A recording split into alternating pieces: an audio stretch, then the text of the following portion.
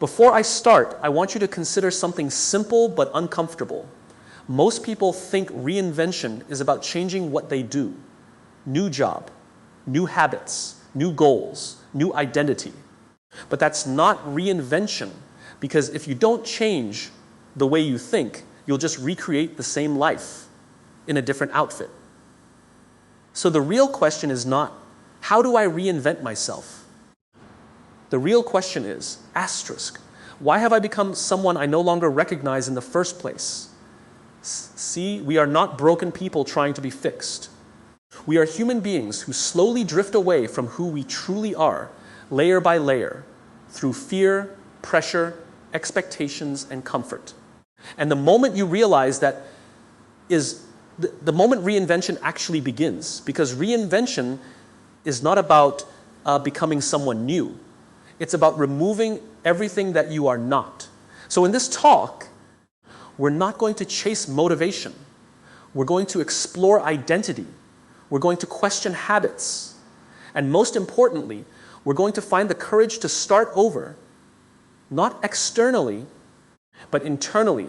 Because when you understand why you lost yourself, you finally discover how to get yourself back. Most people don't wake up one day and suddenly become someone they don't recognize. It doesn't happen in a dramatic moment. It happens slowly, almost invisibly, in the quiet decisions we make every single day. We start life with a certain clarity, what excites us, what feels right, what we believe in, what we stand for. But over time, that clarity gets tested. Not because we are weak, but because we are human and we want to belong. We want to be accepted, to be safe, to be appreciated. And slowly, without even noticing, we begin to adjust ourselves to fit into environments that were never designed for our true identity. We begin by making small compromises. We choose what is expected instead of what is authentic. We say yes when we want to say no.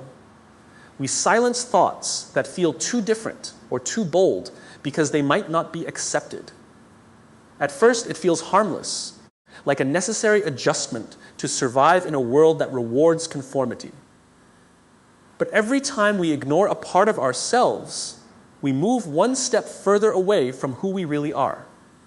And the most dangerous part is that it doesn't feel like loss in the moment. It feels like progress. It feels like maturity. It feels like we are growing up. As time passes, these small compromises begin to build a pattern. We start to learn which version of ourselves gets approval and which version gets rejected. So naturally, we begin to perform the version that gets approval. We become skilled at reading rooms, adjusting our personality, shaping our opinions, and even editing our dreams depending on who is watching. And slowly, the line between who we are and who we pretend to be starts to blur. We don't notice it because the world keeps rewarding the version we are performing, not the version we are suppressing. There is also another force at play: expectation. Family expectations, societal expectations, cultural expectations, professional expectations. Each one adds a layer of pressure on top of who we are supposed to become. And instead of questioning whether those expectations align with our inner truth, we begin to accept them as our own. We inherit dreams that were never ours to begin with. We chase definitions of success that were never designed around our values. And in doing so, we slowly disconnect from the internal voice that once guided us without hesitation. Over time, this disconnect becomes normal. We stop checking in with ourselves. We stop asking what we truly want. We stop noticing what feels meaningful and what feels empty. Life becomes a sequence of responsibilities, achievements, comparisons, and routines. On the outside, everything may look stable, even successful. But inside, there is often a quiet sense of confusion, a feeling that something essential is missing. Even if we cannot name it, the loss of identity does not come from failure. It often comes from success, because success when defined externally, demands repetition. It rewards consistency in a direction that may not be aligned with who we truly are. So we continue down paths we did not consciously choose simply because we are already too far along to question them. And questioning them becomes uncomfortable because it forces us to confront how much of our life is built on decisions made out of fear rather than truth. Fear plays a silent but powerful role in this process. Fear of disappointing others, fear of starting over, fear of being misunderstood, fear of losing what we have already built. So we stay, we adapt, we compromise again and again. Until one day we look back and struggle to recognize the person we have become. Not because that person is bad, but because that person feels unfamiliar, as if it was shaped more by circumstance than intention. And yet, even in this gradual drift, something inside us never fully disappears. It becomes quieter, more distant, but it remains. A small internal signal that shows up in moments of stillness, in moments of dissatisfaction, in moments where everything looks fine but does not feel right. That signal is not asking for a dramatic change. It is simply asking to be heard again, to be acknowledged again, to be allowed back into the conversation we have been avoiding for so long. People often confuse change with reinvention, as if they are the same thing. But they are not. Change is something you do on the surface. Reinvention is something that happens at the core. Change is adjusting your behavior. Reinvention is questioning the identity that produces that behavior in the first place. And most people spend their entire lives trying to change their outcomes without ever questioning the system that creates them. We live in a world obsessed with visible transformation. New routines, new habits, new productivity systems, new goals, new morning rituals. And while all of these can be useful, they often create the illusion of progress without addressing the deeper structure underneath. Because if the foundation remains the same, every change you make is just a temporary adjustment, not a true transformation. You might improve your discipline, but you still carry the same fears.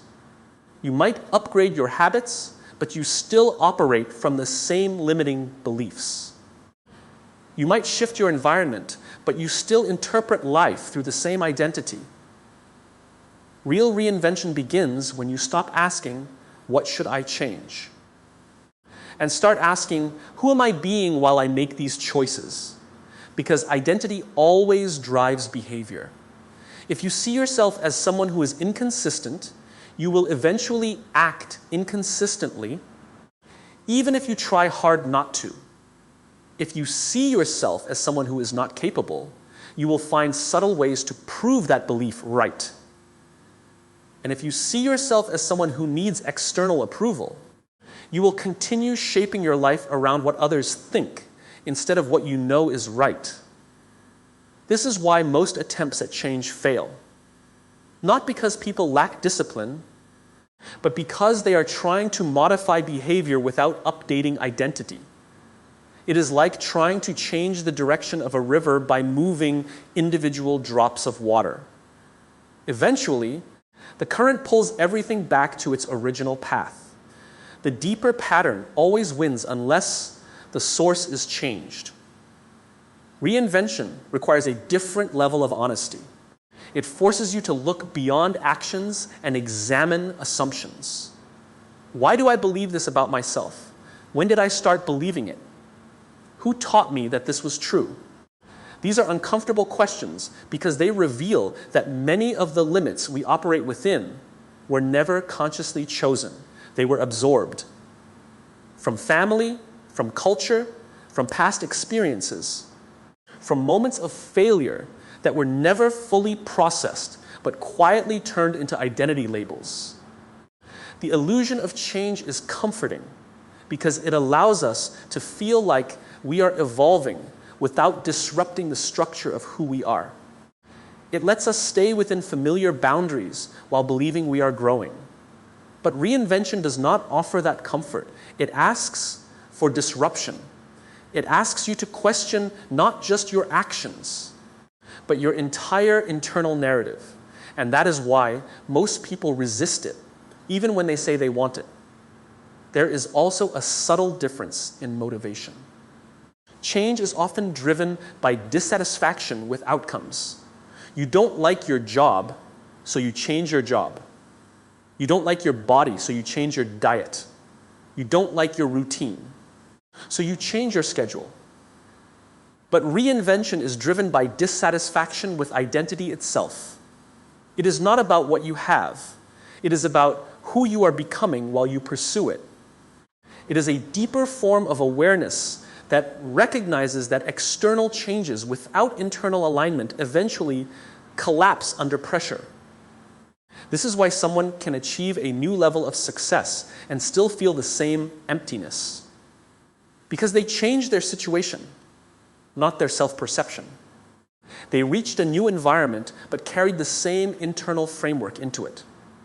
And eventually, that framework recreates familiar emotional patterns even in unfamiliar circumstances.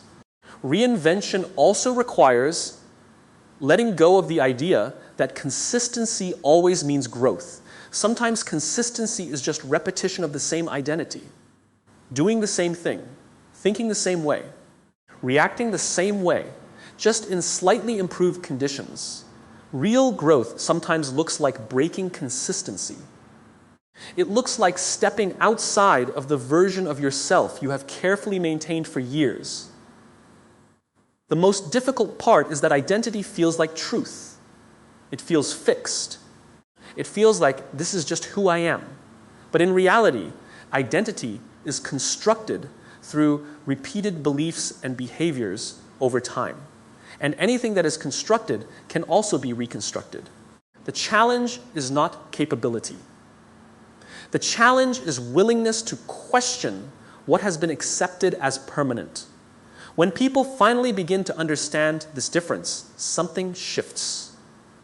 They stop chasing endless external changes and start examining internal alignment.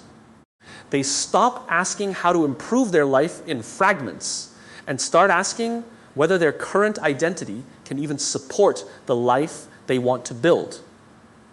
And that shift changes the entire direction of their thinking because it moves the focus from surface-level adjustment to foundational transformation. Fear is rarely loud in the beginning.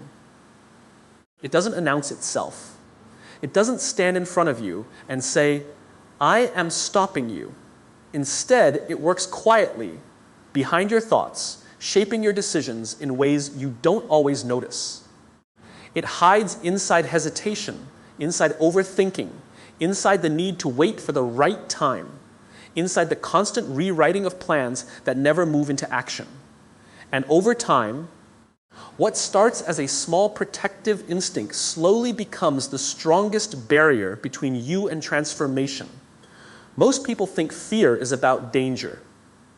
But in modern life, fear is not usually about survival. It is about identity. It is the fear of being seen differently, the fear of failing in front of others, the fear of being judged when you try something new and it doesn't work, the fear of leaving behind what is familiar, even when what is familiar is not fulfilling. And because these fears are internal, they feel rational. They sound like logic. They disguise themselves as caution, as maturity, as responsibility. Fear becomes powerful when it is confused with wisdom. You start believing that avoiding risk is being smart, that staying where you are is being stable, that not trying is protecting yourself. But in reality, fear is not protecting your growth. It is protecting your comfort. And comfort, while safe in the short term, slowly becomes the reason you stop evolving. It keeps you in predictable patterns where nothing is challenged and nothing is discovered.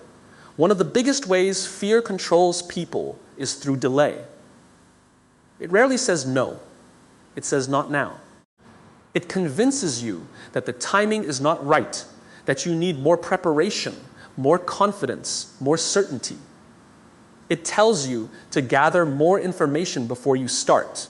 And while preparation is important, fear often stretches it endlessly. So you keep preparing for a life you never actually step into. You keep planning versions of yourself that never get tested in reality. Fear also feeds on imagination. The mind becomes a space where worst-case scenarios grow louder than possibilities. You begin to imagine failure in detail, but rarely imagine success with the same clarity. You think about what could go wrong more than what could go right. And because the human mind responds strongly to imagined pain, these thoughts start to feel like predictions instead of assumptions.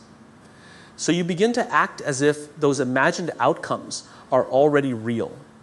What makes fear even more powerful is that it often disguises itself as protection.